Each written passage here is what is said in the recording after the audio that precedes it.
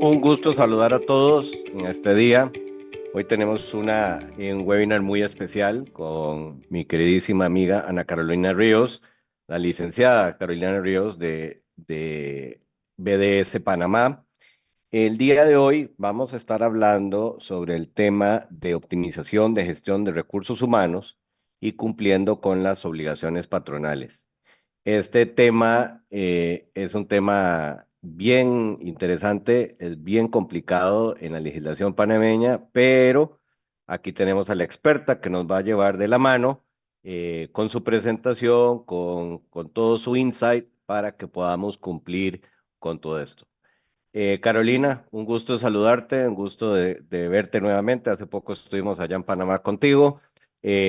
Listo, nada. No sé si querés hacer una pequeña intro del tema que vas a ver o si de una vez entramos a materia para poder abordar, porque sé que es extenso, lo que nos vas a presentar y yo sé que mucha gente va a tener dudas, consultas y va a querer aprovechar este tiempito contigo pues para poder abarcar y abordar esas dudas que siempre nos salen en estos temas legales a nivel de la parte de obligaciones patronales en Panamá. Saludos. Muchas gracias, Alex. Buenos días a todos los que están aquí, que han sacado un rato de su tiempo para estar con nosotros. Les prometo que va a ser muy fructífera la hora. Muy rápido el intro. Ana Carolina Ríos, para los que me conocen, a los que no me conocen, nuevamente estoy encantada de estar aquí con ustedes. Yo soy socia en Panamá de BDS Asesores. Somos asesores laboralistas, ¿verdad? Y hoy ha sido súper bueno para nosotros estar aquí en esta ventana con nuestros amigos del grupo Heinson, con Alex, dándoles a ustedes, ¿verdad?, herramientas valiosas en torno a la administración del personal en términos de obligaciones, etcétera, ¿verdad? Y conceptos matemáticos que se derivan de la relación laboral y esas obligaciones que van a tener, ¿verdad?, como patrono. Yo voy a compartir rápidamente la pantalla y voy a hacer un paseo rápido. Por favor, me confirman cuando la están viendo.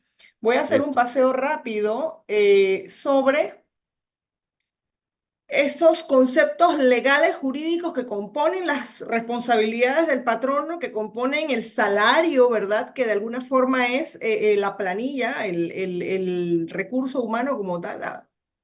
Obviamente, de un lado, la administración del recurso como tal en términos de operatividad, cumplimiento de legislación y todo lo demás.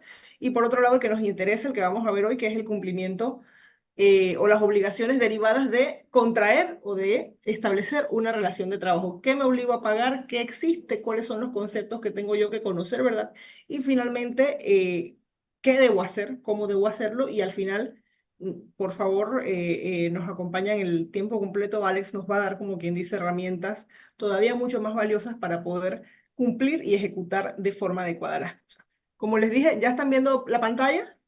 Así es. Dale. ¿Correcto? Bueno, la administración de la planilla y cuáles son esas obligaciones, vamos finalmente a ver de forma detallada y conceptualizada lo que es el salario, lo que son las prestaciones laborales, lo que son las retenciones, los descuentos al salario, el sistema de prestaciones OSIPE, la planilla 03 y el fondo de cesantía como tal. Yo voy a sacar aquí en este momento mi video para que ustedes vean solamente pues acá y vamos rápidamente a iniciar en términos de conceptos. El salario como tal, tenemos que el convenio 95 de la OIT relativo a la protección del salario, ¿verdad?, define como la remuneración o ganancia, sea cual fuere su denominación o método de cálculo, siempre que pueda valerse o evaluarse en efectivo fijada por un acuerdo o por la legislación nacional. Es decir, de una vez encontramos aquí en esta primera definición que el salario es lo que yo me comprometo a pagar por la prestación de un servicio, es decir, ese número mágico que ponemos en un contrato de trabajo y que es el número que finalmente yo ya me obligo a cumplir con base en él, ¿no?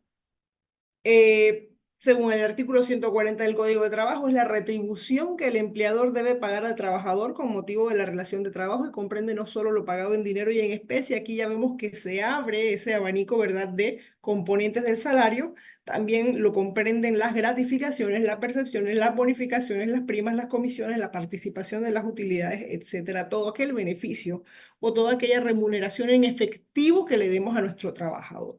El principio de protección salarial, ¿cuál es aquí? Quizás el que vamos a resaltar de forma conceptualizada hoy, que el salario yo no lo puedo reducir a lo largo de la relación de trabajo. Es decir, ese salario que yo pacto al inicio de la relación de trabajo, yo lo debo respetar a lo largo de la relación de trabajo.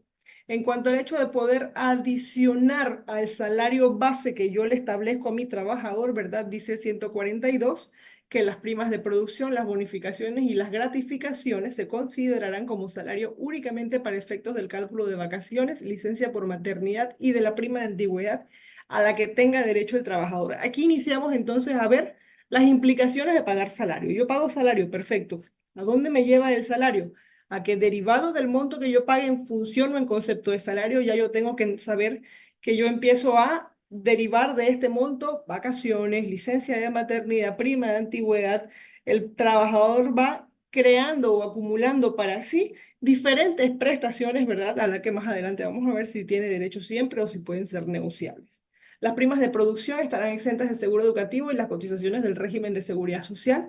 Dichas excepciones también se aplicarán a la prima de antigüedad, a la indemnización por despido injustificado y a los casos en que haya bonificación o aguinaldo de Navidad. Es decir, todas tienen un tratamiento distinto. Puede que algunas tengan un tratamiento similar, no obstante, muchos de estos conceptos, ¿verdad?, van a ver en la práctica que tienen distintos tratamientos. Es decir, hay que estar versado en cuanto a los conceptos como tales y finalmente en cuanto a cómo se tiene que tratar cada uno de estos conceptos, cuál es la forma adecuada de tratarlos, ¿por qué? Porque todo eso produce consecuencias. El salario mínimo, más allá de esto, el salario mínimo constituye la cantidad menor de dinero que debe pagar el empleador al trabajador. Se fija cada 2 años atendiendo a la recomendación de la Comisión de Salario Mínimo. Se establece por hora, por tanto el salario mínimo mensual dependerá de la cantidad de horas que elabore el trabajador. El salario base en ningún caso será inferior al mínimo legal, es decir, si usted hace un contrato de trabajo mínimo, debe pagar el salario mínimo base a su trabajador. Y si el aumento del salario coincide con el convenio colectivo, se debe revisar lo que indique la convención colectiva al respecto. Es decir, que el salario mínimo es el que está protegido, como hemos dicho, ¿verdad? El que usted establezca de alguna forma en el contrato es un salario que usted no podrá reducir, no podrá establecer un salario base menor al mínimo. Y bueno, ahorita sabemos, tenemos un salario corriente, ¿verdad? Que acaba de ser aprobado, decreto 74 de pues, inicios de año, que se regirá por el 2024 y por el 2025. Entendido lo que es el salario, pues tenemos que la caja del Seguro Social, artículo 42 y 43 del Reglamento de Ingresos, se entiende por salario o sueldo toda remuneración, sin excepción en dinero o en especie que reciban los empleados de sus empleadores como retribución por sus servicios o con ocasión de estos, incluyendo las comisiones, vacaciones, bonificaciones, dietas recurrentes y que excedan el 25% de un mes de salario, primas de producción que excedan el 50% del salario, gastos de representación, participación en utilidades, si no beneficia al 70% de los trabajadores. Es decir, para la caja de seguro social ya el abanico es mucho más amplio todavía, el alcance es mucho más amplio. Entonces, ¿qué es lo adecuado? Poder conocer en estricto derecho cómo se trata cada uno de los conceptos que pagamos. El 13º mes para la caja del seguro social no es salario, sin embargo, tiene una contribución especial. Salario como tal, paga seguridad social en un porcentaje, 13º mes lo paga en otro porcentaje y difiere no solo para el empleado, difiere también para la empresa. Recargos al salario, quizás esto es bien importante, vamos a dar un pantallazo rápido, ¿verdad? Sobre cuáles son esos recargos que ahora yo me obligo a cumplir si ya yo contraje una relación y estoy pagando salario, es decir, que yo debo pagar en adición al salario por el trabajo que está ejecutando o el servicio que está prestando mi trabajador. Uno de los primeros recargos que tenemos y es quizás de los más intrincados, calcular de forma adecuada la jornada extraordinaria en Panamá es bastante delicado, no quiero decir difícil porque es matemática finalmente, pero la suma de cargos y recargos que tenemos nosotros en nuestra legislación, ¿verdad?, hace que la jornada extraordinaria sea difícil, sobre todo en aquellas empresas que por su operación, ¿verdad?, inciden en muchas horas extras.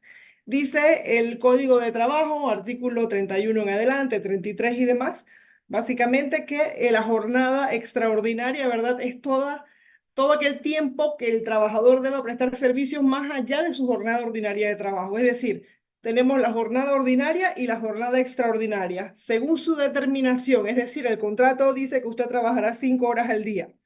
Desde la hora sexta en adelante ya es una jornada extraordinaria. Sus 5 horas al día son su jornada ordinaria. Ahora, para el efecto del cargo o del recargo de jornada extraordinaria, yo tengo que saber si esa jornada extraordinaria es diurna, es nocturna o es mixta.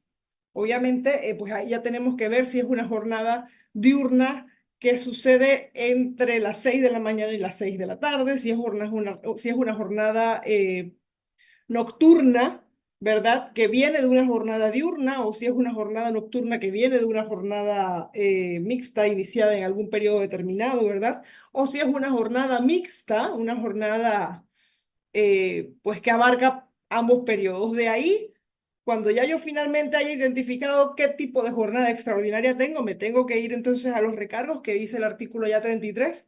Cuando se realicen en periodo diurno, el recargo de la jornada extraordinaria será del 25. Cuando se realiza en periodo nocturno o cuando fuese la prolongación de una jornada mixta iniciada en el periodo diurno, el recargo será del 50%. Y cuando la hora extra resulte de la prolongación de una jornada nocturna o una jornada mixta iniciada en el periodo nocturno, entonces será el 75%. Es decir, nuestro recargo de hora extraordinaria pudiese llegar a suceder que tenga hasta 2 o 3 recargos distintos en una sola jornada extraordinaria. Importante aquí también hay un límite, 3 horas extra diario máximo, 9 horas extra semanal máximo. En caso de que no sea de esta manera, ¿cuál es el penalti? Otro recargo adicional del 75%. Esto nos lleva, ¿verdad?, a que nosotros tengamos que tener una función de cálculo de jornada extraordinaria muy exacta, muy certera, ¿verdad?, para que no incidamos finalmente en riesgo de no estar pagando de manera adecuada. Si estamos pagando de más, pues sabemos que al final son circunstancias, pero no es adecuado para la empresa en ningún caso. Y si estamos pagando menos, si no estamos cumpliendo, ¿verdad?, con los recargos de forma adecuada, o porque los desconocemos, o porque no tenemos la forma correcta de aplicarlos a lo interno de la empresa, podemos incidir en riesgos, ¿verdad?, a largo plazo. Trabajo en día de descanso semanal, este es distinto. Este es el recargo del día domingo clásico o del día de descanso semanal que esté establecido en su contrato de trabajo. Por ejemplo, aquel trabajador que pues labora toda la semana, de lunes a domingo, con días de descanso rotativos, ¿verdad? Va a tener un 50% de recargo en el trabajo de su día de descanso, entiéndase, el día que él hubiese tocado por contrato descansar y yo lo puse a trabajar.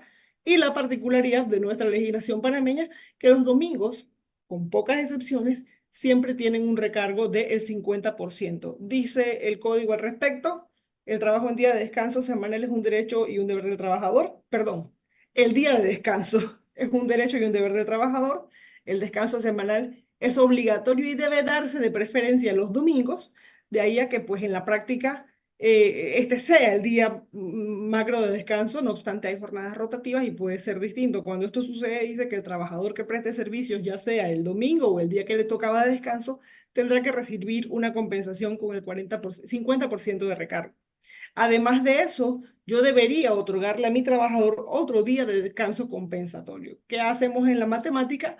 Se le añade un 50% de recargo adicional a ese trabajo al que ya le añadí un 50%. Ahora, ¿qué pasa en el día de descanso que no es el semanal, sino el obligatorio? Aquellos días que sabemos, ¿verdad?, que son días feriados, ya sea por fiesta nacional o duelo. Este año tuvimos, por ejemplo, un día adicional que fue el día en que tomó posesión el presidente de la República. Entonces, esos días que dice el artículo 46 del Código de Trabajo, 1 de enero, 9 de enero, martes de carnaval,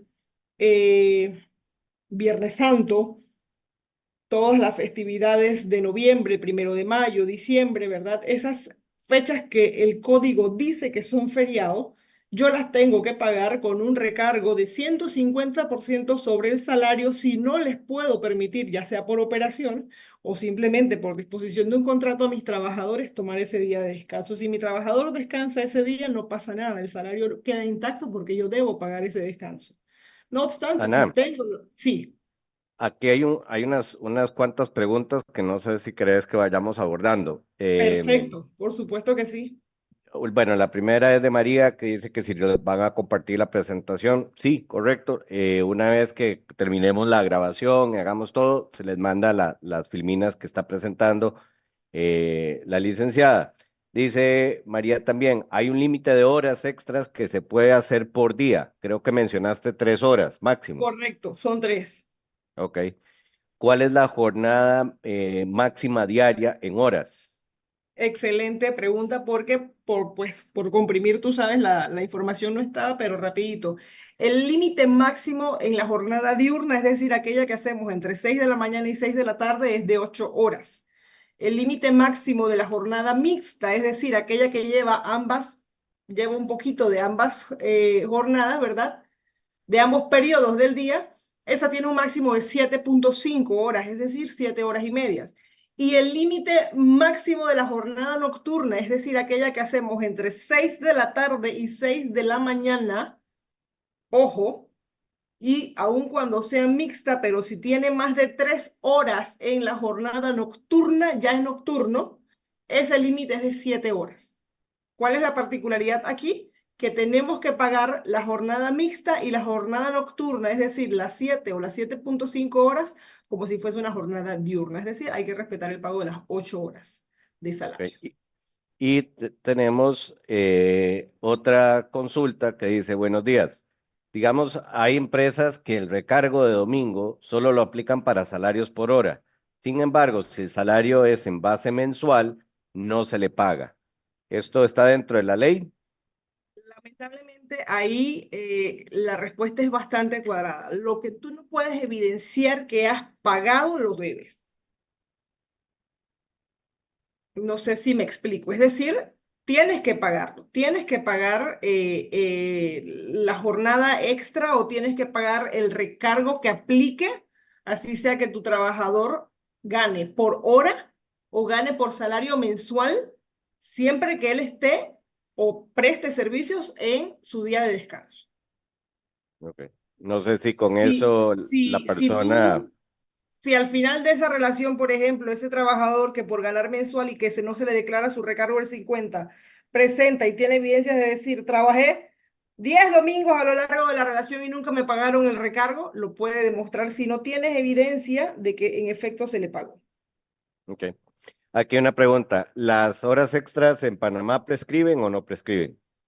Prescriben para ser reclamadas por el trabajador.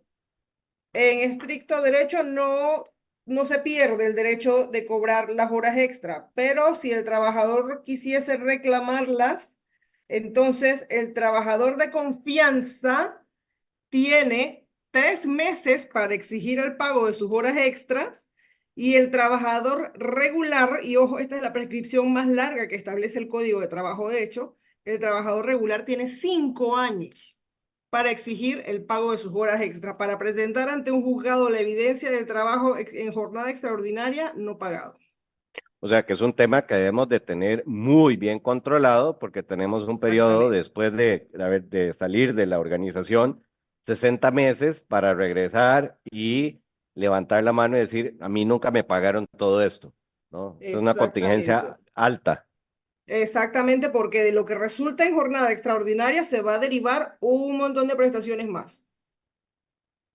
Porque por ser Ah, salario, la jornada ajá. extraordinaria es salario íntegro, produce vacaciones, produce 13º mes, produce prima de antigüedad.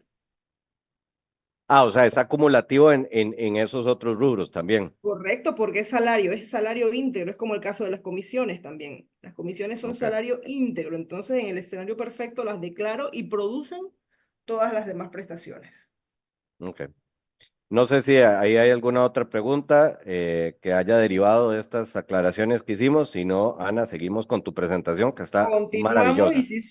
si surge alguna consulta, pues perfecto, la atendemos en el camino porque la idea es esa, que podamos aclarar las dudas de ustedes y que esta hora y algún minutito, si nos extendemos, pues sea fructífera para ustedes. Hablamos rapidito, recogimos el trabajo en el día de descanso obligatorio, es decir, trabajo en estos días que son feriados por ley, porque el artículo lo establece o porque cualquier ordenanza jurídica lo establezca, ¿verdad? Ese trabajo se paga con 150% de recargo adicional.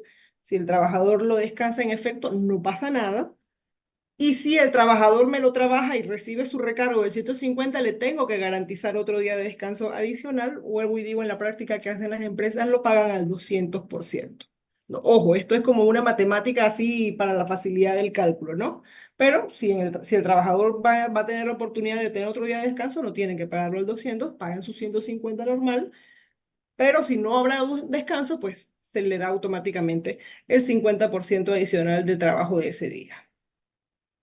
Habiendo llegado hasta aquí, vimos lo que es el salario, vimos cuáles son esos recargos que va a llevar eventualmente el salario, ¿verdad? Eh, Sabemos que el salario es el salario base, lo que se produzca sobre ese salario, entiéndase horas extras o recargos por trabajo en día de descanso, etcétera, alguna violación a los límites de horas extras. Y además también es salario para los efectos, para los diferentes efectos que se produzcan de la prestación del servicio y del pago del salario, ¿verdad? Tiene diferentes conceptos, se manejan de diferentes formas. Los recargos y tenemos las bonificaciones, las comisiones, las primas, las gratificaciones. A la hora de entrar al CIPE, ¿verdad? Ustedes ven ese abanico de diferentes conceptos que existen. Vamos ahora a ver cuáles son las prestaciones laborales, es decir, qué se deriva de ese salario que yo estoy pagando. Dice el Código de Trabajo que todo trabajador tiene derecho a un descanso anual remunerado. ¿Esto qué es? Vacaciones, no había dado el título. La primera prestación que vamos a ver son las vacaciones. Todo trabajador tiene derecho a un descanso anual remunerado. Esto lo encontramos en el artículo 54 del Código de Trabajo. Corresponde a 30 días calendario por cada 11 meses continuos de trabajo, a razón de un día por cada 11 días al servicio del empleador. Es decir, si mi trabajador estuvo 11 días conmigo, ya ese trabajador tiene, ¿verdad?, derecho a un día de vacaciones. Es el pago de un mes de salario cuando la remuneración se conviene por mes, o de 4 semanas y un tercio cuando se pacta por semana. Si el salario incluye primas, comisiones u otras sumas variables, o el trabajador hubiera recibido aumento de salario, se pagará el promedio de salarios ordinarios y extraordinarios. Ojo, ¿qué significa esto? Que tanto el base como lo que tuve que pagar en horas extras tiene que tomarse en cuenta para el cálculo de las vacaciones, devengado durante los últimos 11 meses o el último salario base según resulte más favorable para el trabajador. Si la relación termina antes de que el trabajador tenga derecho, es decir, antes de esos 11 meses, ese trabajador tiene derecho a que se le pague la parte proporcional que hubiese producido en concepto de vacaciones. Y ojo que aquí viene lo importante, ¿qué es salario para el efecto de las vacaciones? Es decir, ¿qué yo tengo que tomar en cuenta de lo que estoy pagándole a ese trabajador, ¿verdad? Para poder obtener ese monto de vacaciones. Y ojo, esto es sin perjuicio de que yo tengo que saber que para las vacaciones me cuenta el salario que pago de la jornada ordinaria, el salario que pago en concepto de horas extras, las comisiones que pago si ese trabajador, ¿verdad? Recibe comisiones. Dice la duración de los descansos semanales, es decir, el trabajador que descansa su domingo o el día feriado y el trabajador descansó, bueno, ese día de descanso que yo pagué es parte de las vacaciones. Los días de fiesta o duelo nacional, la licencia por enfermedad pagada por el empleador, es decir, sabemos que hay un límite, son 18 días al año, acumulables hasta 36. Si el empleador está pagando la incapacidad, esa incapacidad cuenta para vacaciones. Si resulta que mi trabajador se incapacitó de manera prolongada, se le acabó el saldo y está pagándole el seguro ya, entonces ya eso no cuenta para vacaciones. La licencia de maternidad cuenta íntegro para vacaciones. La incapacidad del trabajador por riesgo profesional siempre que no fuere de carácter absoluta o permanente, es decir, hubo un accidente de trabajo y mi trabajador quedó en casa 2 meses a raíz de un accidente de trabajo. Pero no es permanente la incapacidad. Eso es riesgo profesional y cuenta para vacaciones. Y la huelga legal cuenta para vacaciones. Vamos ahora con el otro. Ana, te Sí, interrumpo ahí, hay dos consultas. ¿Las vacaciones son perfecto. días calendario o hábiles? Es el único concepto jurídico del Código de Trabajo Laboral que se calcula en días calendario. Es decir, y precisamente esto es parte de, no lo vimos ahí, pero es parte de las condiciones que establece nuestro Código de Trabajo con respecto de las vacaciones. No deberían fraccionarse, es decir, mi trabajador debe descansar los 30 días calendario. De otro modo, dice el código, en no menos de 15, no menos de 2 periodos iguales. Es decir, yo debería darle a mi trabajador no menos de 15 días de vacaciones. ¿Qué ¿Qué significa eso para el empleador? Que yo voy a restar a partir de hoy, 6 de agosto, 15 días, es decir, al 10 de agosto, al 16 de agosto van 10, 21 de agosto 15 días. Ahí van sábados, ahí van domingos. Tengo la facultad yo, empresa, de restar sábados y domingos de las vacaciones. ¿Qué pasa Ok. cuando yo fracciono mucho las vacaciones, cuando yo lo doy por días, cuando inclusive una semana pudiésemos pensar porque le quito 7 días de vacaciones con sábado y domingo, que terminamos otorgando más días de vacaciones hábiles, en concepto de días de descanso hábiles, al trabajador? Pero sí, son calendarios, de alguna forma es una ventaja de la empresa, la facultad de poder deducir de esos 30 días de descanso que yo te estoy pagando, sábados y domingos también. Ok. Dice luego también, tengo entendido que luego de 2 años no estoy obligado a dar la toma de las vacaciones, pero sí el dinero. En este caso, que se debe dejar por escrito algo. Correcto. El trabajador nunca va a perder el derecho de cobrar sus vacaciones, pero sí pierde el derecho de exigir el descanso después de acumular más de 2 periodos. Es decir, por encima de los 60 días, yo, empleador, ya le puedo decir a mi trabajador, ya usted perdió esos 30 días anteriores a los 60 que tiene ahorita. Es decir, tiene 90 días, bueno, solamente puede cobrar los 90, más no puede descansar ya los 90, solo le quedan 60 para descansar. Por supuesto que lo adecuado es que quede en un acuerdo. Primero, el documento donde evidencie el pago de las vacaciones, es decir, le estoy pagando los 30 días por encima de los 60, de los 90 le estoy pagando 30, ya usted no puede descansar. Eso debe quedar evidenciado. Y en el escenario perfecto, inclusive, qué recomendamos nosotros, BDS? Que ojalá siempre medie una solicitud de ese trabajador de que se le pague ese periodo que está acumulado por encima del límite y que deje en manifiesto que el descanso lo va a tomar después. Obviamente en la práctica ningún trabajador toma un descanso sin tener derecho al pago, porque no se va a ir a descansar 15 días a casa sin que le vayan a pagar un solo dólar en concepto de salario de vacaciones. Pero para que nosotros recomendamos que quede esa evidencia de que yo, empleado, solicito que se me pague el periodo de vacaciones que tengo acumulado por encima de los 2 periodos que dice el artículo 59, y dejo constancia aquí que después yo tomaré el descanso cuando pueda, sabiendo que no voy a cobrar, porque puede existir el riesgo muy remoto, pero me toca, como quien dice, ponerles esos escenarios remotos y catastróficos en el escenario, valga la redundancia, que puede que ese trabajador vaya y diga en el ministerio: es que a mí no me dejaban tomar descanso, yo traté de irme de vacaciones, pero no me dejaban, la operación no podía, etcétera.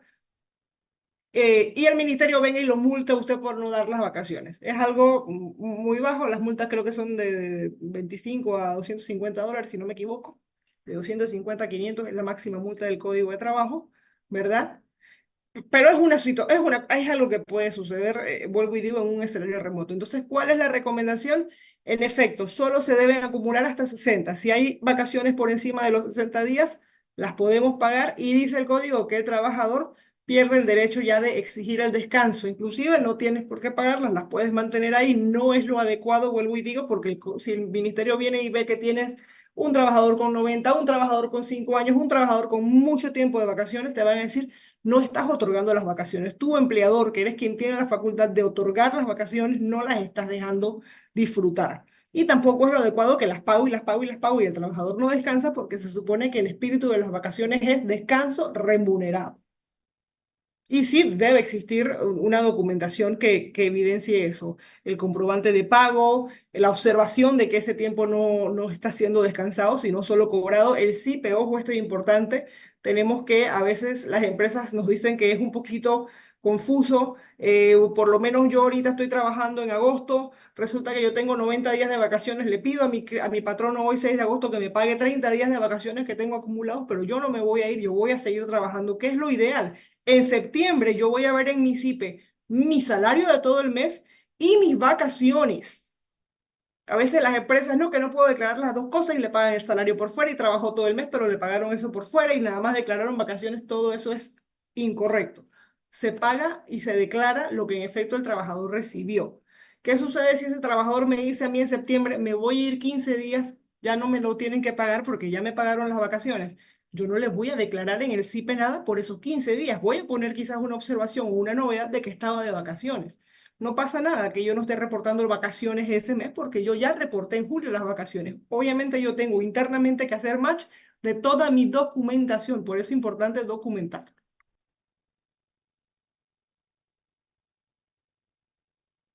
Estás en silencio, Alex. Que quiere decir que la persona participa en la huelga, se rebaja de vacaciones, así como la incapacidad. ¿Cómo? Dice, eso quiere decir que si la persona participa en una huelga, se rebaja de vacaciones, así como una incapacidad. No, no, no, no, no.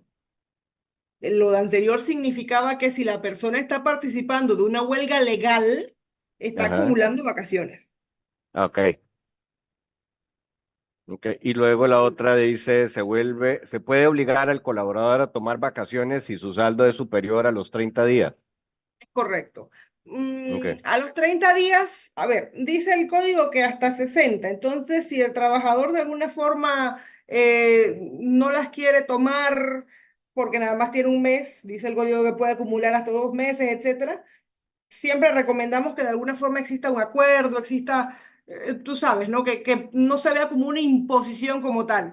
¿Qué puede hacer la empresa? Ojo, y esto sí es, porque a veces nos ha tocado que tenemos clientes que dicen, es que yo, o sea, mi operación es tan exacta, tan perfecta, que yo el día 1 del mes 12 tengo que pagar las vacaciones. Entonces, ¿qué le recomendamos ahí a la empresa? Que de alguna forma quede evidencia o que de alguna forma podamos documentar, ¿verdad? En un file de ese trabajador o algo, que el trabajador está de acuerdo con que se le paguen esas vacaciones, pero que no va a descansar, ¿ok? Que no va a descansar en ese momento. Por supuesto que ojalá que eso no, que no diga el documento que no voy a descansar porque no puedo, porque la empresa no me deja, etcétera. Porque después puede suceder que el trabajador pueda querer decirle en un ministerio de trabajo, por ejemplo, me pagaron las vacaciones, ese mes yo no podía tomar vacaciones, mis vacaciones yo las tengo que tomar. El código inclusive habla de que se tomarán en cuenta los intereses de ambas partes, que se sabe que las vacaciones se buscan o de alguna forma buscan, o el espíritu de las vacaciones es que si una familia trabaja junta puedan disfrutar que de las vacaciones de los niños, qué sé yo. Entonces pueden haber muchas circunstancias que el trabajador pueda presentar ante un ministerio de trabajo y decir, me obligaban a tomarlas en agosto, por ejemplo, y yo no podía o yo no tenía una situación de poderlas tomar y simplemente te pongan a pasar un mal rato con una inspección del Ministerio de Trabajo, porque me estás obligando a tomar las vacaciones y yo este mes resulta que no puedo. Es mi mejor mes de producción, qué sé yo. No quiero desvirtuar, ojo, que es facultad del empleador ordenar el disfrute de las vacaciones. No obstante, si por operación las pagamos el día 1 del mes 12, lo ideal es que pues quede de alguna forma evidenciado que el trabajador acepta ese pago de vacaciones sin la posibilidad de tomar su descanso en ese momento. Más allá, inclusive cuando la empresa es la que no puede permitir que el trabajador tome esas vacaciones ese mes, pero tengo que financieramente sacarlas, pagártelas. ok. Aquí la última y seguimos ahora con el 13.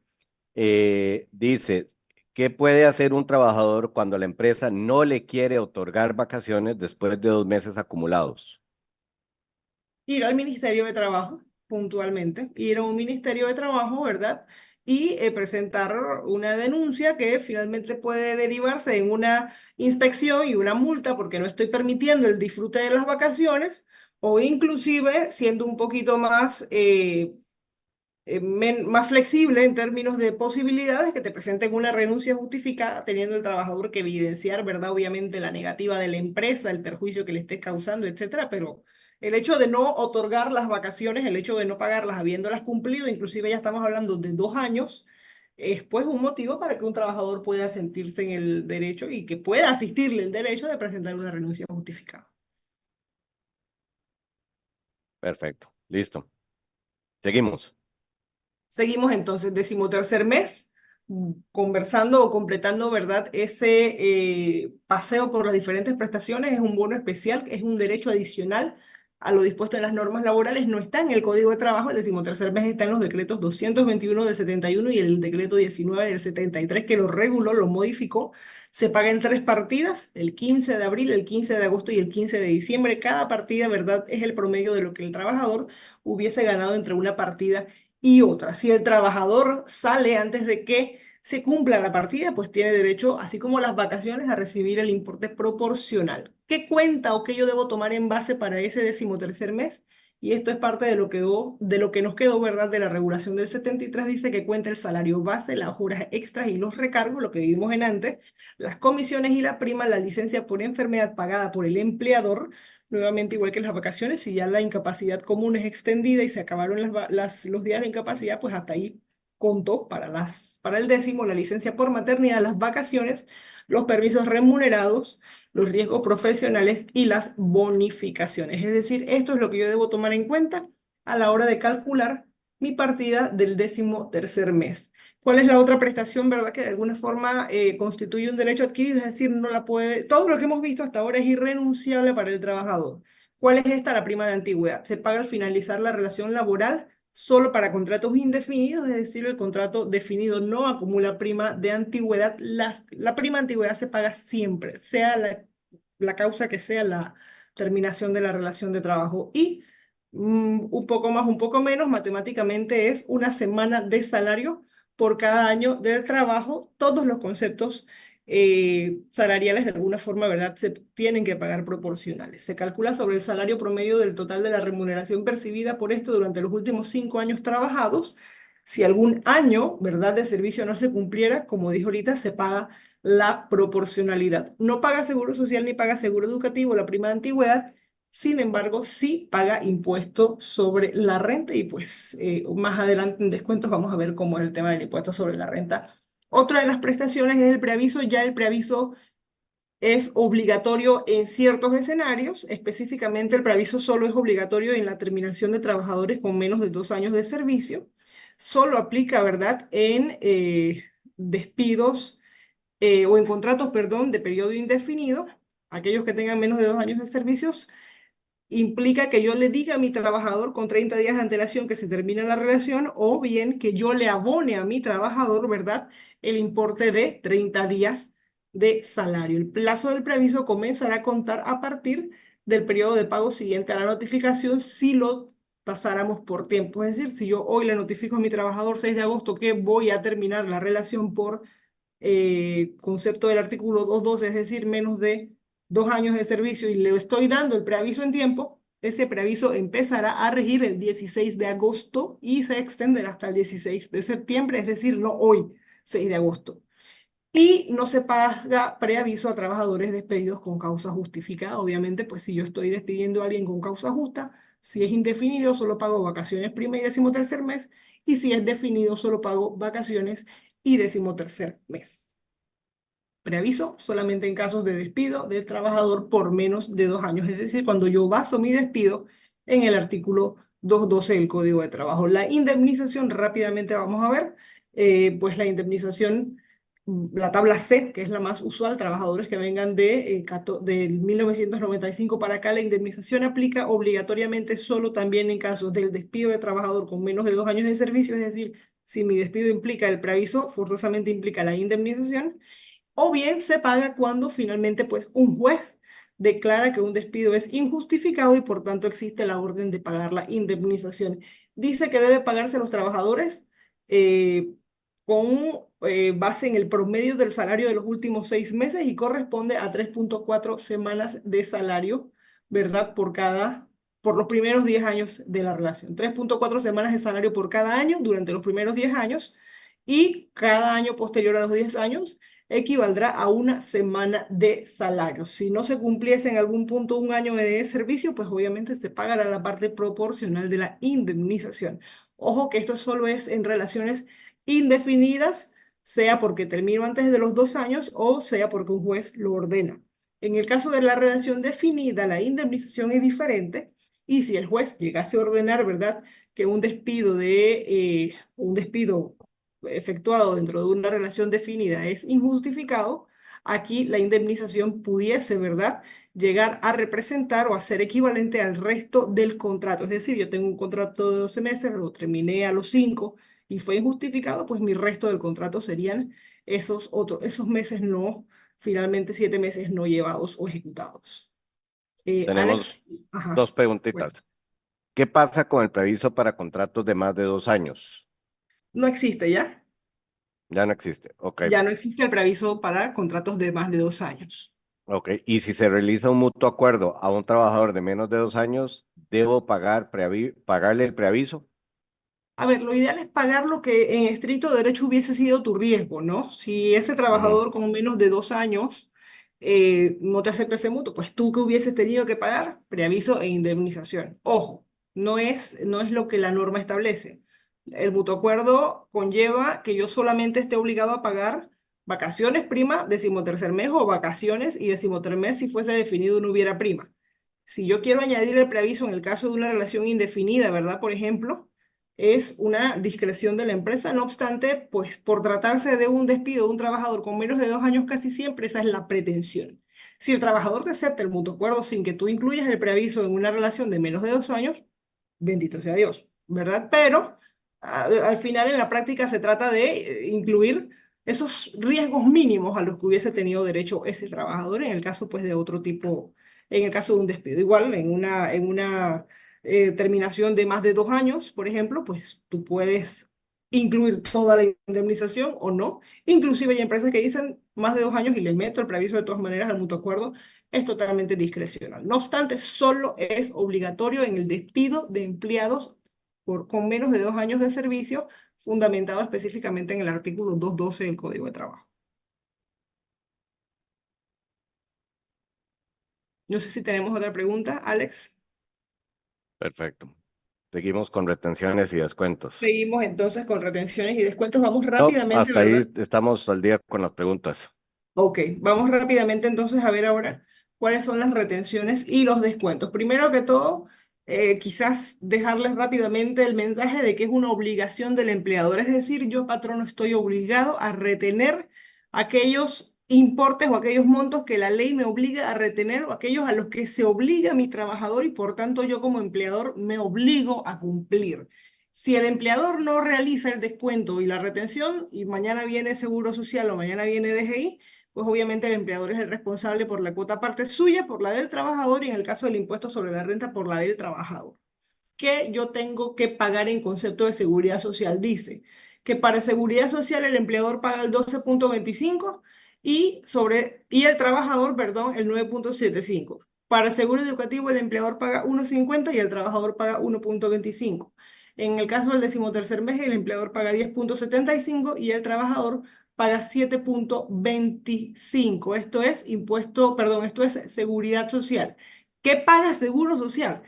El salario base, las horas extras, las comisiones, las vacaciones, el decimotercer mes, perdón, aquí estamos viendo, lo paga a un porcentaje distinto, las primas, las bonificaciones, todos estos conceptos que sean salario para seguridad social, pagan seguro social, pagan seguro educativo. Se exceptúa, por ejemplo, del seguro educativo, el gasto de representación. No lo mencioné antes, pero se los dejo aquí como un bonus. El gasto de representación fijo es salario íntegro 100%. Eso quiere decir que como usted trata el salario base, va a tratar el gasto de representación fijo. La única diferencia es que ese gasto de representación fijo no paga seguro educativo y tiene un cálculo de impuestos sobre la renta distinto. Lo vamos a ver más adelante. Impuestos sobre la renta sobre el salario base, horas extras, comisiones, bonificaciones, prima, etc. Dice que si la renta gravable es hasta 100.000, hasta $11.000 al año, perdón, si el salario que el trabajador recibe en concepto de salario, horas extras, bonificaciones, prima, comisiones, etcétera, no llega a 11.000, ese trabajador no paga impuestos sobre la renta.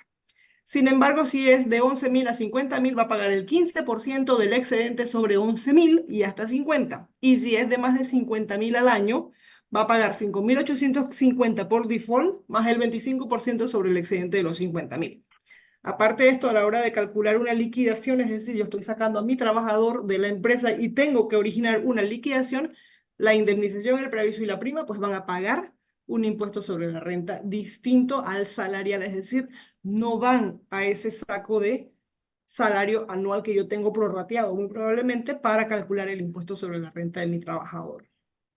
Eh, bueno, es un procedimiento que se debe ajustar, ¿verdad? Para poder el empleador en su función de obligado a la retención poderlo pagar. Las tablas de retención, básicamente la fórmula matemática que se utiliza en las empresas es que se hace a un prorrateo o a un cálculo del estimado de los 3 ingresos, es decir, los 12 meses con vacaciones y decimotercer mes. Y la Dirección General de Ingresos, ¿verdad? Proporciona una herramienta, no obstante, se basa en el salario mensual y pues en la remuneración mensual, ¿verdad? Y para efectos de ese cumplimiento que tiene que hacer el empleador a lo largo del año fiscal no es muy acertada o no es muy adecuada. El impuesto Tengo, sobre la... Ajá, tengo tres preguntas aquí. perfecto. A ver, en el caso que llegue una orden de descuento que el colaborador indica que prescribió por los años, pero la orden tiene fecha 2024 de un colaborador del banco como gestionada de crédito con firma del colaborador, igual lo debo descontar. Mira, ahorita vamos a ver más adelante los descuentos del 161 que entraría ese. Quizás te pediría que dejemos la pregunta para ahorita, pero la Ok, tengo ya. ¿Cuál otra ok. tenemos? Si se paga un subsidio mensual por el teletrabajo, ¿qué se debe rebajar? Ese subsidio que se paga en concepto de allowance de teletrabajo no es salario, lo dice la misma ley. Ok, ¿Qué es lo que va a confirmar ese tratamiento? La forma en la que lo estés pagando, si lo tienes en una adenda, porque el teletrabajo debe hacerse por medio de una adenda y esa adenda de teletrabajo debe ser sellada por el Ministerio de Trabajo. Si en el comprobante de pago de ese allowance en efecto dice allowance de teletrabajo, subsidio de teletrabajo, etcétera. ok. En el escenario perfecto, todo eso acompañado uno del otro hace que eso no sea salario. Si tú no tienes nada registrado y simplemente el día que el trabajador se decidió quedar en casa le metiste $25 extra en la planilla, puede que estés Ujú, pagando $25 extra de salario. Entonces, todo depende de cómo lo estés tratando a lo interno. ok. Y luego aquí dice, ¿cuál es el deber ser si un empleado inicia en la empresa en septiembre? Sabemos que no llegará a los 11.000 anual. El empleador debe retener de igual forma porque su salario es alto. El deber ser no está en las normas, no está en el código fiscal en este caso, Ok, lamentablemente. No obstante, tú no sabes si ese trabajador en septiembre ya había cotizado los meses anteriores. ujú, Entonces, en el escenario perfecto, ese trabajador te debería traer una certificación de que no ha cotizado a lo largo del año para que tú le calcules solo de septiembre a diciembre y no llegue a los 11.000 muy probablemente, ¿verdad? De otro modo, el deber ser, vuelvo y digo, no está escrito, pero lo adecuado ahí sería que ese trabajador, ¿verdad? Aunque haya entrado en diciembre, le prorratees el salario a como hubiesen sido los tres ingresos, porque puede ser que antes ya hubiese estado correcto, pagando impuestos sobre la renta. correcto. Igual, el que resulta que contrataste en enero, le hiciste el prorrateo a los tres ingresos y se te va medio año. Muy probablemente le descontaste impuestos sobre la renta y no llegó a los 11.000. Ujú. No Y obstante, luego, pues no y la sabrías. última dice, los descuentos aplicables al colaborador no pueden superar el 10% del salario base. No, no. Vamos a verlo ahorita más adelante. Ok, perfecto. Esas son las Dicho preguntas hasta esto, ahorita. vámonos a esto. Vámonos Ujú, ahora a esto. ¿Cuáles son los descuentos adicionales? ¿A qué me obligo yo como empleador y a qué me limito como empleador? Es decir, yo no puedo hacer cualquier descuento que se me ocurra. Yo solo puedo hacer los descuentos que dice el 161 del Código de Trabajo. Primero, el pago de deudas para con el empleador por anticipos de salario o pagos hechos en exceso, que serán amortizadas durante la vigencia del contrato, pero que nunca podrán ser de más del 15% del salario devengado en el periodo de pago. Es decir, si yo a ese trabajador le di un adelanto de salario, yo solamente le voy a poder descontar hasta el 15% de cada planilla. El pago de cuotas mensuales por compra, yo creo que aquí me salté para ver.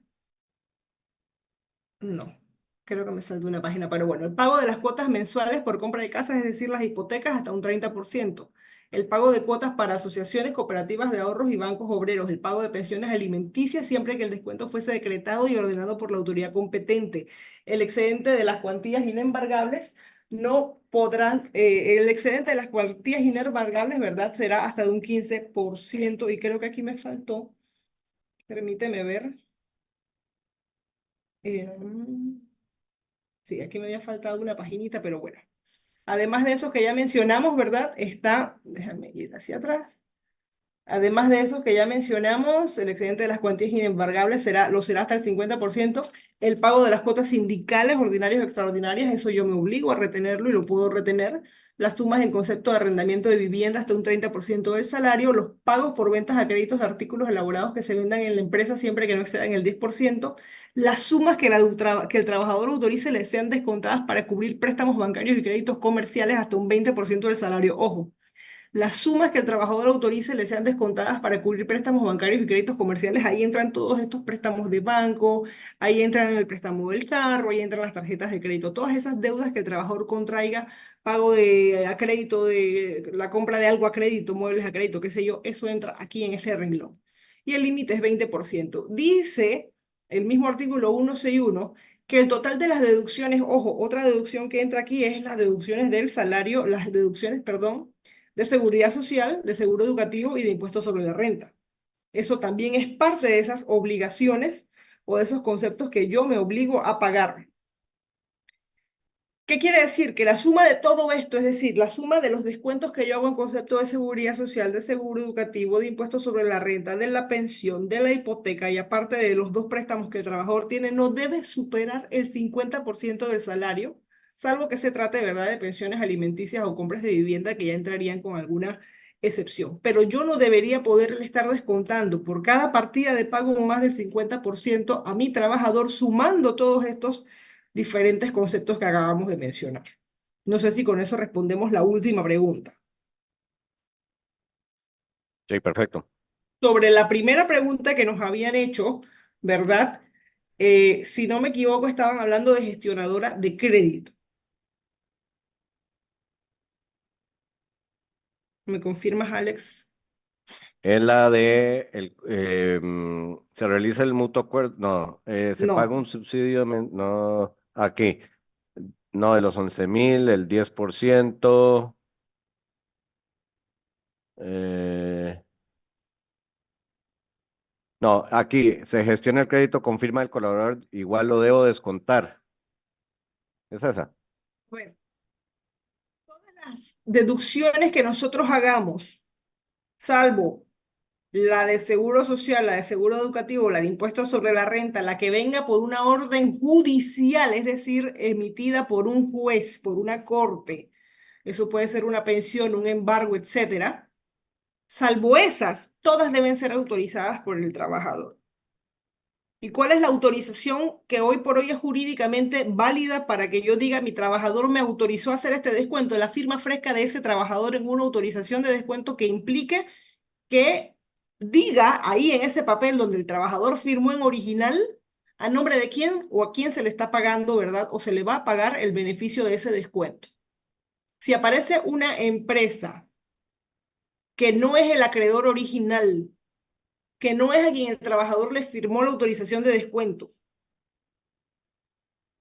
si aparece una empresa con una autorización de descuento que dice que se le tenía que pagar a fulano, pero yo te estoy diciendo que me lo pagues a mí porque aquí está la firma del trabajador, eso no es correcto. Y hago el ejemplo quizás más porque ahorita aquí en Panamá está sucediendo mucho el tema de gestionadora de crédito, que es una empresa que compra bolsas de saldos y ahora está cobrándole, ¿verdad?, a los acreedores de Raimundo y todo el mundo en base a que ellos compraron la cartera de mora de determinado banco. ¿Qué pasa? Lo adecuado, en estricto derecho, es que esa empresa haga una cesión de crédito, la presenten ante un juzgado civil y el juzgado civil, con base en la cesión de crédito que existe, ¿verdad?, que se produjo con la compra de esa mora, de esa cartera de clientes morosos que hizo gestionadora de crédito, ¿verdad?, el juez diga, en efecto, ordeno que se le descuente tanto a este trabajador y que se le pague a gestionadora de crédito. Eso sería una orden judicial.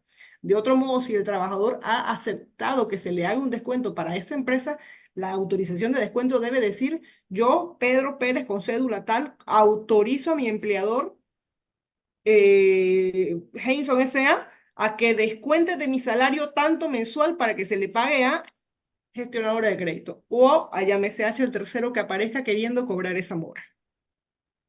Ok, aquí hay dos preguntas. En el caso de que llegue una orden de descuento, que el colaborador indica que prescribió por los años, pero la orden tiene fecha, ahí está, esa es del Esta es 2024 la que de un estamos colaborador del hablando. banco. Exacto. Ajá. Ahí, Y, mira, ahí qué pasa, ¿cuál es el posible escenario? En efecto, ese trabajador tenía una deuda con Banco X por una tarjeta ujú, de crédito, casi todas son al respecto de tarjetas de crédito. Y el trabajador más nunca le pagó al banco y pasaron 5, 10, 7 años de esa deuda que tenía el trabajador con el banco. Ahora aparece un tercero que se compró esa deuda, que compró esa mora, le pagó al banco y ahora dice, te voy a cobrar yo a ti, trabajador. Tu empresa debe tener una autorización del trabajador actual donde diga, acepto pagarle a este tercero que apareció ahora. O bien, ese tercero tendría que haber hecho un proceso civil en el cual, en virtud de la compra del saldo, ¿verdad? Se haga una sesión de crédito y el juez diga, aprobada la sesión de crédito, aquí está la orden judicial para que ese trabajador le pague a este acreedor. Ahí sí, yo, empleador, me obligo a cumplir la orden judicial sin que exista la autorización del empleador. De otro modo, mi empleador tiene que firmarme en fresco la autorización para que yo le pague a ese acreedor, porque ya no te están pidiendo que le pagues al banco, te están pidiendo que le pagues al que compró la mora. Mm. Y la última dice, ¿cómo se considera para el porcentaje de rebajo cuando el banco y la persona renegocian una deuda? Indistinto de lo que traiga el trabajador o de lo que venga en esa carta de renegociación, de refinanciamiento del préstamo, el empleador siempre, sí o sí, va a tener que hacer el ejercicio que se deriva de los porcentajes que acabamos de revisar para ver si lo que el banco le está diciendo que descuenten cabe o no cabe dentro de la capacidad de endeudamiento que tenga el trabajador. Si no cabe porque ya el trabajador tiene una pensión, porque aparte tiene con usted una deuda por salario pagado en exceso, porque tiene una hipoteca, porque tiene, entonces se le tiene que decir al banco, no tiene capacidad o no le puedo descontar hasta tanto, solo le voy a descontar hasta tanto en virtud de lo que me obliga a mí el artículo 161 del Código de Trabajo. Ya si el banco dice, entonces no le voy a prestar nada, pues ya no es problema de la empresa, lamentablemente, la empresa tiene que ceñirse a lo que dice el Código de Trabajo. Y ojo, acceder a aceptar descuentos por encima de los límites puede provocar, aun cuando el trabajador le haya rogado que le aceptara el descuento, que ese mismo trabajador mañana vaya al Ministerio de Trabajo y diga, me están descontando más allá del 50% de lo que yo gano en la quincena, y el ministerio le obliga a usted a devolverle lo que le hubiesen descontado en exceso al trabajador, sin perjuicio de por qué lo está descontando o para pagar qué. Perfecto, estamos al día. Seguimos con lo del CIPE. Vamos entonces rápidamente, voy a hacer un examen rápido aquí sobre lo que es el CIPE, ¿verdad? Porque ya estamos, creo, casi sobre la hora. El CIPE obviamente es el sistema de prestaciones de la Caja del Seguro Social, es decir, esa plataforma a la que se obliga todo patrono, ¿verdad?, a cumplir o a declarar todos los meses el salario. Es la integración de los servicios que brinda la Caja del Seguro Social a través de una plataforma tecnológica que, pues, le permite al trabajador afiliar a sus trabajadores, hacer los avisos de entrada, hacer los avisos de salida, presentar los salarios que mes a mes se están pagando, y esto se hace, ¿verdad?, por medio del uso de este software y la firma de las acciones que de alguna forma se declaren a través de las firmas digitales, tanto del representante legal como del elaborador. Todo esto se hace vía web, es decir, ya no es como antes que existía el SISMECA, donde se obligaban las empresas a hacerlo de forma manual. ¿Qué se puede hacer a través del CIPE? Afiliación de empleados, la primera vez cuando es una persona que nunca en su vida ha cotizado, pues lo podemos afiliar a través del CIPE, se reportan los avisos de entrada, se reportan los avisos de salida, las novedades, las vacaciones, las licencias, se presenta el salario mensual que yo estoy pagando, entiéndase las vacaciones, el salario, el 13º mes, las liquidaciones, la prima de antigüedad, todo eso se va reportando en la plataforma. Correcciones de planilla, cuando pues, se hubiese hecho de alguna forma algo errado, se hacen los avisos de salida, se hacen los reportes, ¿verdad? Se imprimen los reportes o se pueden generar los reportes que son los que nos obligan o nos dan el detalle de lo que se tenga que pagar. Más allá de eso, ojo, muchas instituciones públicas que tienen que ver con algún trámite laboral o relacionado a algo laboral, migración inclusive, ¿verdad? Exigen la planilla preelaborada, y es ese documento en Excel que sacamos del CIPE. Se emite el comprobante de pago, se emite pues el comprobante, el aviso de cobro, que es básicamente el monto que hay que pagar, y se puede inclusive hacer el trámite del pago de inmediato. La afiliación del trabajador, vamos rapidito por esto, ¿verdad? Es el acto de yo darle o crear a ese trabajador o a esa persona, ¿verdad?, como cotizante ante Seguridad Social. Antes, recordarán algunos de los que están aquí con nosotros, se le otorgaba al trabajador en su empleo nuevo una tarjetita verde que se llevaba el Seguro Social. Ahora no, ahora a través del CIPE yo creo o doy de alta a esta nueva persona en Seguridad Social para que quede habilitado para poder pagar cuota obrero patronal. Ojo, la afiliación es una cosa. Después de la afiliación, entonces viene el aviso de entrada. Para que yo pueda hacer el aviso de entrada, el trabajador ya debe haber o cotizado antes en Seguridad Social para que esté ahí en la base de datos, o bien tengo que haberlo afiliado. ¿Qué es el aviso de entrada? Es ese momento en el que yo me meto al CIPE y declaro en el CIPE que Pedro Pérez está iniciando hoy 6 de agosto conmigo y va a ganar un salario mensual de $2.000. ¿Cuál es la importancia de ese aviso de entrada? Que a partir de ese momento en el que yo le declaro a la caja que él es empleado mío, ya esa persona está sujeta, ¿verdad?, a ciertas prestaciones de seguridad social. Entiéndase, a partir de ese día ya él puede ir a pedir servicios en la caja del Seguro Social. Ya a partir de ese día esa persona está cubierta por los riesgos profesionales, inclusive aunque usted todavía no le haya declarado salario, porque declaramos el salario el mes vencido. Pero el aviso de entrada automáticamente faculta a ese empleado, con algunas condiciones que cumple el empleador, a recibir prestaciones de seguridad social. La importancia del aviso de entrada, pues ya más o menos la acabamos de ver, ¿no? Las novedades, es decir, cuando un trabajador está de licencia, cuando un trabajador está de vacaciones, cuando un trabajador tiene un ascenso, es decir, cuando un trabajador de alguna forma va a tener una variación en el salario que está recibiendo, si a ese trabajador yo le estoy dando una licencia remunerada o una licencia no remunerada, ¿verdad?, durante algún periodo determinado. Todas estas son las novedades. Son esas opciones, ¿verdad?, que permite el módulo para que de alguna forma el empleador, a través de las firmas digitales que utilice, es decir, de su elaborador y de su representante legal, ¿verdad?, presente de forma oficial esa información que va a darle detalles o le va a dar luces a la Caja del Seguro Social del por qué las determinadas variaciones que usted pueda estar presentando, ¿verdad?, en el SIPE o en lo que está declarando a través de la planilla.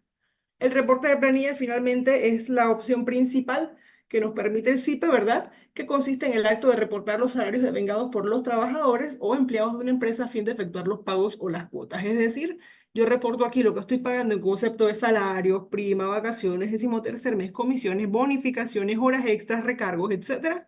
Y ahí automáticamente el SIPE, ¿verdad?, me va a decir qué debo pagar en concepto de seguro social, qué debo pagar en concepto de seguro educativo, y yo debo estar en la facultad o en la capacidad de decirle al SIPE cuánto estoy reteniendo de impuestos sobre la renta. El SIPE no te calcula el impuesto sobre la renta, es el único valor que debes ingresar manualmente tú como empleador. Las ventajas del SIPE, pues permite transacciones vía web, validación de generales del trabajador a través del Tribunal Electoral, o sea que pues hay da poco lugar a que podamos equivocarnos en ese sentido, ¿verdad? Recibo inmediato de la facturación, es decir, declarando la planilla, yo puedo tener automáticamente la información de pago, y haciendo el pago, ¿verdad?, automáticamente de forma inmediata se refleja la confirmación de pagos tan pronto estos se realicen y la consulta de su estado de cuenta, trámite de paz y salvo inmediato y la actualización de la cuenta de los trabajadores. Es decir, el trabajador automáticamente va a recibir mes a mes su cuota obrero patronal. Ya no es como antes, que los trabajadores tenían que esperar meses para ver cómo iba el balance de sus cuotas obrero patronales. Conformación de la historia laboral del empleador y del asegurado. En muchos casos laborales, las certificaciones de la Caja de Seguro Social, ¿verdad?, son evidencia fundamental para probar cualquier término laboral. Disminución del tiempo de trámite de prestaciones económicas para empleadores con alto número de trabajadores y con facilidades tecnológicas, ¿verdad? Permite la transferencia vía web de inmediato. Que además existe del SIPE, la planilla 03. ¿Y cuál es la importancia aquí? Que a raíz del año pasado, todo empleador se obliga, además del SIPE, a presentar la planilla 03 mes a mes, con un poquito de meses de rezago, a diferencia del SIPE, que se declara por mes vencido. Acá es cada 2 meses, es decir, yo declaro este mes, 2 meses hacia atrás, pero todos los meses debo declarar la planilla 03. ¿Qué es la planilla 03? Es ese informe, ¿verdad?, o ese reporte que se obliga a hacer la empresa y que permite al contribuyente, ya sea natural o jurídico, ¿verdad?, presentar a través de su plataforma iTax, a la Dirección General de Ingresos la información de sus trabajadores en concepto de las retenciones del impuesto sobre la renta. Dicha información debe coincidir con la correspondiente al total mensual de descuentos de los trabajadores inscritos bajo su cargo ante la Caja de Seguro Social. ¿Quiénes están obligados a a presentar la planilla 03? Todos los trabajadores, es decir, toda empresa todos los empleadores, es decir, toda empresa, establecimiento comercial o persona natural que emplee y tenga contratos de trabajo a su haber y pague salario. La presentación, como les dije antes, era una vez al año. Ahora la Dirección General de Ingresos modificó la norma para cambiar la periodicidad de la presentación de este informe, puesto que antes era una vez al año, ahora se presenta, ¿verdad?, dentro de los 60 días calendarios siguientes al mes que corresponde. ¿Qué debe contener? La información de todos los trabajadores inscritos en la planilla de la empresa, los salarios reportados en SIPE, y ojo, que un sistema va casado con el otro, de ella que deba ser congruente, y las retenciones del impuesto sobre la renta, cuando obviamente pues aplique. Si hay trabajadores que no están obligados al pago de esto, pues no se presenta ahí. Y finalmente vamos a ver, ¿verdad? Esta última obligación, básicamente las obligaciones son CIPE, planilla 03 y fondo de cesantía. ¿Qué es el fondo de cesantía? Y vamos a verlo muy por encima, porque luego vamos a tener otro webinar sobre el fondo de cesantía. El fondo de cesantía es un mecanismo establecido por ley, cuyo propósito es asegurar el pago de la prima de antigüedad y una posible indemnización por despido injustificado o por renuncia justificada al terminar la relación laboral con trabajadores contratados por tiempo indefinido. Ojo, tiempo indefinido.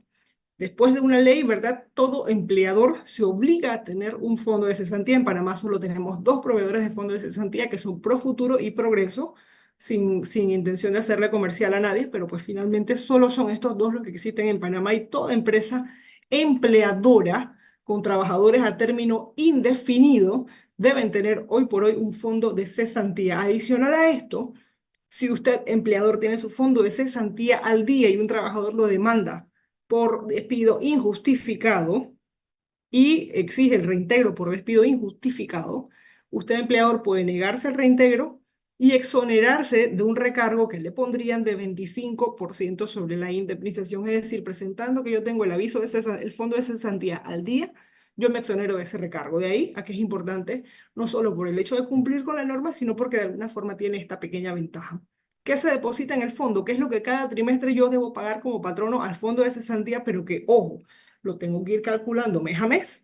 La cuota parte relativa de la prima de antigüedad acumulada y el 5% de la indemnización acumulada básicamente se calcula con base en una fórmula de 6 sobre 5% sobre 6,54. Esto es básicamente, ¿verdad?, lo que son los conceptos de la planilla y las obligaciones que se derivan de que yo tengo una relación de trabajo con un trabajador y le pago salario compuesto por todo lo que pues vimos ahorita hasta hace un momento. Yo dejo de compartir ahora, hasta aquí esta parte. No sé, Alex, si hay alguna preguntita adicional ahorita o si entraríamos entonces a ver ya pues las herramientas para poder hacer esto de forma adecuada. Queda una pregunta, ¿cuánto es el tiempo máximo ¿cómo dice? Para hacer un aviso de entrada? Y más bien yo te invitaría a que demos la fecha. Ahí están las redes sociales de Ana Carolina, licenciada Carolina de BDS. Búsquenlos para la gente que está en Panamá y hacerles la invitación nuevamente el 10 de septiembre. Vamos a estar con Ana Carolina viendo el tema del fondo de cesantía, ¿ok? Y tal vez ahí podemos abordar una serie de preguntas que me imagino que quedaron por ahí, porque sí es muchísima información, te agradecemos. Y obviamente el cumplimiento de todo esto que has analizado tú con todas estas fórmulas matemáticas es parte de la relación que nosotros tenemos con BDS. Todo eso ya está integrado dentro de nuestra herramienta y les ayuda a que una empresa o una firma como BDS nos dé el marco de la legislación local para que ustedes no tengan que estar haciendo sus cálculos manuales, sino nosotros lo hacemos por ustedes en nuestro software de planilla y gestión humana. Licenciada, ¿tiene LinkedIn? Sí, sí tiene LinkedIn.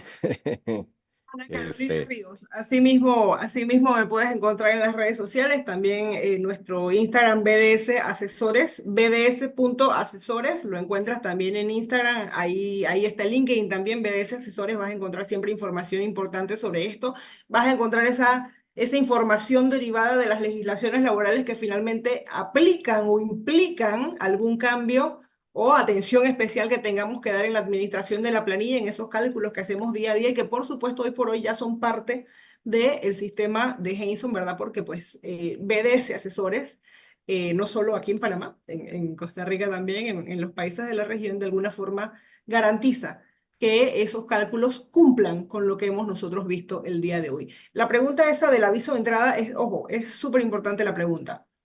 Muchas veces, y resulta, nos han llegado aquí las consultas o los casos de empleadores que nos dicen, no, el trabajador entró el 20 de julio, pero yo no le he hecho aviso en entrada ni he hecho nada porque como yo declaro en agosto, yo en agosto voy a meterme el día que voy a declarar la planilla de julio, el 25 de agosto, porque casi siempre nos vamos a los últimos días, ¿verdad? Y allá yo le digo al CIPE que ese trabajador entró el 20 de julio.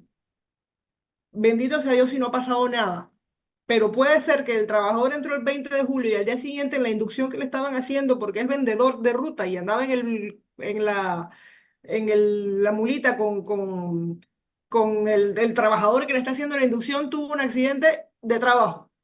Por el hecho de no haberlo metido al CIPE el día anterior, es decir, a raíz de no haberle hecho su aviso de entrada en el momento en el que inició la relación de trabajo, ya ese trabajador no va a estar cubierto por seguridad social para ese accidente de trabajo. Ya me deriva en riesgos laborales, ya me deriva en riesgos de seguridad social y de riesgos profesionales que no me va a pagar la caja, así que yo debo pagarle al trabajador. Entonces, ¿cuándo se hace el aviso de entrada? En el escenario perfecto, el día que inició la relación de trabajo, ahí automáticamente. Si lo hace usted, perfecto. Si usted tiene su proveedor, el día que inició la relación de trabajo se debe hacer el aviso de entrada. Con el aviso de salida puede haber un poquito más de flexibilidad. No obstante, debería también suceder que terminada la relación laboral, declaro liquidación, declaro salario y saco al trabajador de mi planilla. No Perfecto. meterlo No, a tiempo o mantenerlo de más implica riesgos colaterales que pueden suceder. ok. No quedan más preguntas. Ana Carolina, agradecerte por tu tiempo. Sé que hay mil Yo temas. quisiera pedirles algo, Alex, y Ujú, ahí te claro, ayudaría a ti. Las personas que están con nosotros, no sé si nos permiten poner su cámara un momentito y hacemos algunos print de la pantalla para nuestras redes, perfecto. agradeciéndoles a todos los que nos han acompañado el día de hoy. Algunas caras conocidas, otras no. Los invitamos a que nos sigan en nuestras redes y a que estén con nosotros siempre, siempre pendientes, tanto Henson como nosotros en BS estamos constantemente publicando información súper valiosa para ustedes. Así que pues los esperamos el 10 de septiembre, 10 de la mañana nuevamente vamos a hablar sobre el fondo de cesantía, que es otra obligación del patrono. Hoy lo vimos por encima, vamos a entrar a ver la ley, muy probablemente vamos a tener a una persona también experta en el concepto de bono de fondo de cesantía como tal con nosotros. Así que bueno, muchas gracias, Alex. Toma las fotitos y después nos las mandas. Y nos vemos entonces el 10 de septiembre con todos. Perfecto. Listo. Todos diciendo cheese y ya quedó.